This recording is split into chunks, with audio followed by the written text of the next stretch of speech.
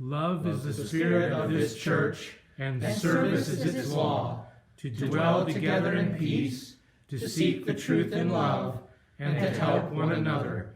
This is our covenant.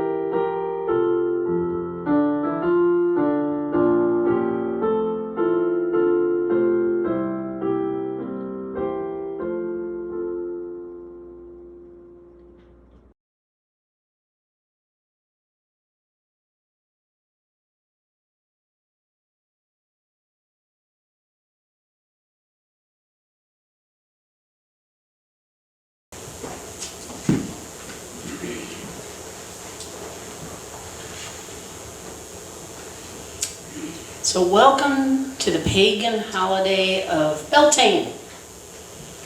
May 1st is traditionally celebrated as an ancient fertility festival, even amongst modern-day pagans. It falls halfway between Ostara, which is the vernal equinox, and the summer solstice, also known as Letha, in most European pagan traditions. The name Beltane derives from Celtic and Gaelic origins. This is a joyous occasion of merrymaking, planting crops, dancing the maypole, feasting, and other more intimate activities. Beltane has traditionally been an opportunity for young people to gather with the intent of finding mates. The history of this holiday goes back to the days when much of Europe and the near Middle East was agrarian and not Christian. Yet this celebration remained vitally important to communities, even after the rise of Christianity in the Middle Ages. Beltane was an opportunity to ask the gods and goddesses, and later the Christian God, for favorable growing conditions so that the survival of the community would continue. It was and remains a fun-filled day to enjoy mid-spring. Another name for Beltane is May Day. This shift in name is believed to have begun in the Middle Ages as Christianity appropriated the old pagan celebrations. Today, however, May Day has a much different meaning. May 1st is still celebrated internationally as May Day, but it has lost most of its agrarian religious roots. Today, May Day is celebrated around the world by industrial workers and tradespeople. It is celebrated in the same way that Americans celebrate Labor Day in September. This shift in the meaning of May Day celebrations all began with a small pamphlet written by two men, Karl Marx and Friedrich Engels. Before I get to the pamphlet, though, it is best to travel back a bit further in time to the year of 1776 for some foundational context. This is a history lesson. While America was gearing up to declare its independence from Great Britain, a Scottish economist by the name of Adam Smith published a small book in March of 1776 titled An Inquiry into the Nature and Causes of the Wealth of Nations, or simply known as the Wealth of Nations. Smith is considered the father of modern-day capitalist economics. In a nutshell, Smith's book describes the free market economy, its division of labor in the emerging industrialization of production, and the psychology of individual self-interest. The general philosophy is known as his invisible hand theory and suggests that production and distribution of goods and services should be privately owned, and trade should not be regulated at all by the government, which is also known as laissez-faire. Following this, society could then be allowed to develop on its own and would thrive as a result. Individual self-interest and profit are the human motivators. This economic philosophy became the foundation that runs much of the world to this day. A little bit of word of credit here. Much of the following that I took was from history.com and from Britannica.com. So thank you, Internet, for some of this general information. So as the Industrial Revolution took off in England in the late 1700s and the rest of Europe and America in the 1800s, something began to happen. Those that had capital to begin with built industrial businesses, and many did so quite successfully. Yet in order to produce goods for profit, the owners of industry needed workers.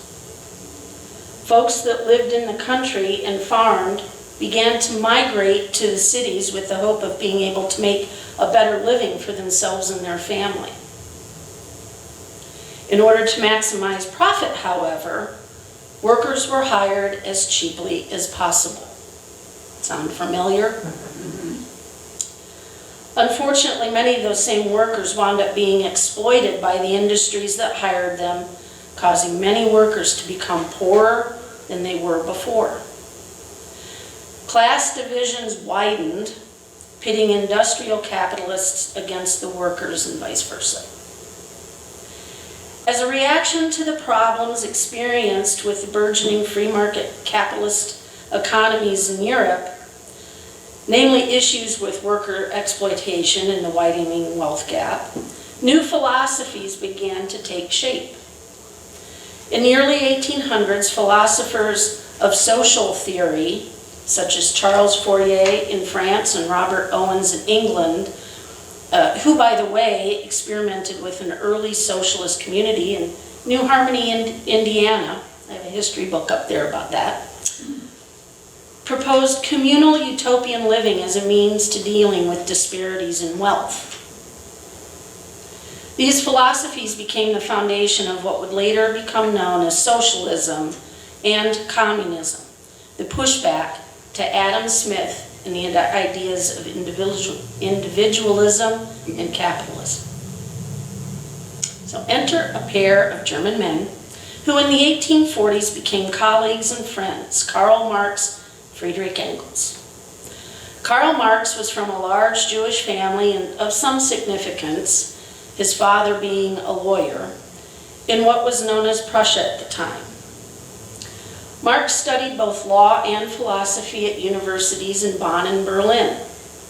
This led him to work as a radical journalist, writing and editing a number of left-leaning newspapers over the course of his life. Marx was well versed in the socialist theories and thinking of the time, often criticizing the philosophies as being too conservative against the widening classism of capitalism. Friedrich Engels, on the other hand, was born into an industry-owning family, was cotton and textiles. His father owned a textile factory in what was formerly known as Barmen, Prussia, and had investments in cotton in Manchester, England. Engels did not attend university, but rather apprenticed into offices as in an export firm to gain practical business knowledge. And apparently he became quite good as a businessman.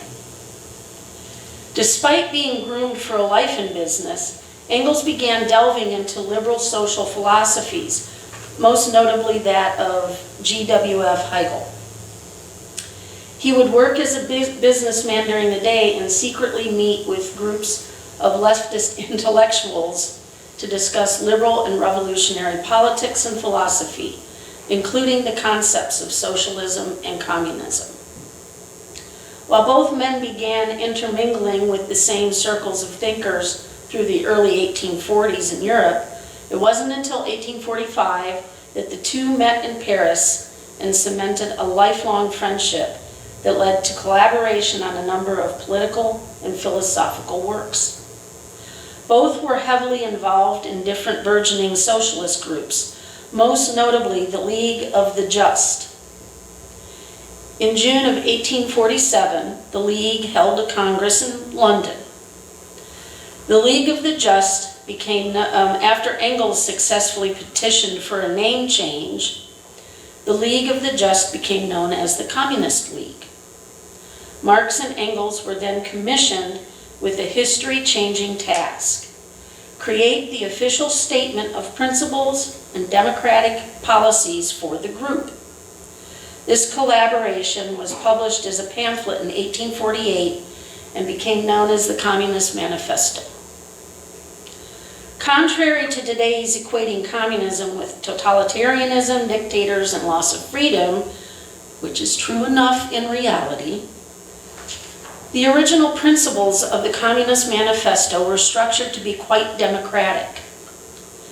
These elements talk about the working class rising to true power over the few wealthy owners of industry, or the bourgeoisie. This was a direct challenge to the widening class structure and capitalist ideology as described by Adam Smith and other free market economic thinkers of the day. Where Smith promoted the ownership of private property, particularly for business, Marx and Engels countered this with abolishing private property, specifically referring to land and businesses, in favor of socially held property and means of production. The government itself, or the state, would be run democratically by the proletariat, or the workers. Marx famously said, "Democracy is the road to socialism." Wealth would cease to be in just the hands of a few, ensuring that all would benefit and have their needs met. Industries of production would be controlled by the state and all profit shared with the citizens. The main difference between the ideologies of socialism and that of communism is the use of force. Communism specifically calls for revolutionary force to obtain the goals of socialism by the proletariat. So that's the difference, use of force. All of this is a very brief overview of the economic ideologies that have influenced societies around the world for the last 240 plus years. These economic philosophies do get quite complex and nuanced, to be sure.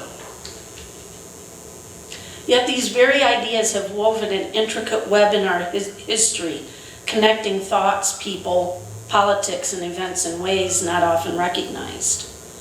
Think of the Amazon and the Starbucks unions that are developing right now.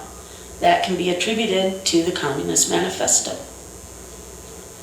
So what does all of this have to do with Beltane, an old agrarian celebration? As the momentum of the Industrial Revolution moved from the country to the cities, one could say that attention turned from the fertility of the land to the fertility of industry, and namely to the vast number of poor laborers that fueled that industry. The shift between celebrating Beltane to celebrating May Day begins to take shape in, of all places, the United States. So in the United States in the 1880s, the socialist and communist ideas of Marx and Engels had spread from Europe. Many workers were beginning to organize, with often violent interactions between themselves and the bosses of industry. And Rockefeller was a big one for fighting and using military means to control his workers. Unions, socialist, and communist groups were forming across the nation, using Marx and Engels' The Communist Manifesto as a guide. It is within this atmosphere that the Federation of Organized Trades and Labor Unions, which later became the AFL, or the American Federation of Labor, they held a convention in Chicago in 1884. One of the changes in working conditions petitioned for was the 8-hour workday. In a statement from this convention, this concept was to take effect on and after May 1st of 1886. The date just happened to coincide with the old festivities of Beltane. 2 years later, on May 1st of 1886, a massive general strike was held in the country, with an estimated 300,000 workers walking off the job, striking for the 8-hour workday. There were approximately 40,000 workers striking in Chicago alone on that day. In the days that followed in Chicago, clashes between striking workers and police took place, culminating in a bombing at Haymarket Square that killed 6 police officers and 8 civilians. This event became known as the Haymarket Riot and was a rallying point for many socialist and communist groups and unions around the world. So not just in the US, but worldwide. So, in 1889, an international federation of socialist groups and trade unions met at the Marxist International Socialist Congress in Paris. May 1st was chosen as a day to commemorate the, quote, Haymarket martyrs, unquote, and to celebrate the working class, the proletariat. Thus, May 1st became International Workers' Day, or International Labor Day, all thanks to the influence of Marx and Engels' Communist Manifesto and the violent anti-union events in the United States. And because of this influence, President Grover Cleveland in 1894 changed the celebration of labor in the US to the first Monday in September so as to distance the association from socialism and communism. There you have it. While the agrarian festivities of Beltane may not have been directly attributable to the modern-day May Day celebrations, it is worth noting that the work of farming and the work of industry are both important to societies and worth celebrating. Marx and Engels' The Communist Manifesto has played a far larger role in promoting workers' rights in the United States than most folks realize. So whether dancing around the maypole for Beltane, or marching in a parade for May Day, enjoy the festivities of the day. Blessed be.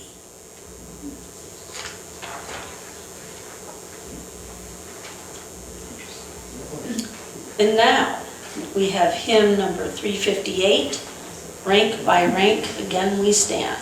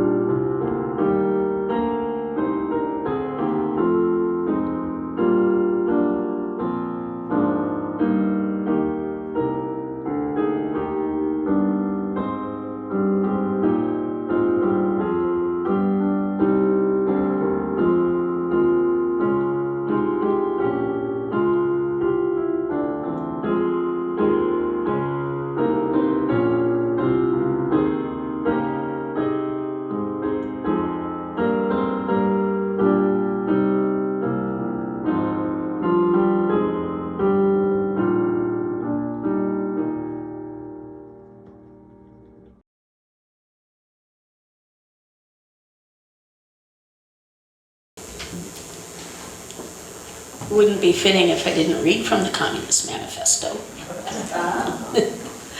Closing benediction today is the last part of the what Marx wrote. Finally, they labor everywhere for the union and agreement of the democratic parties of all countries. The communists disdain to conceal their views and aims.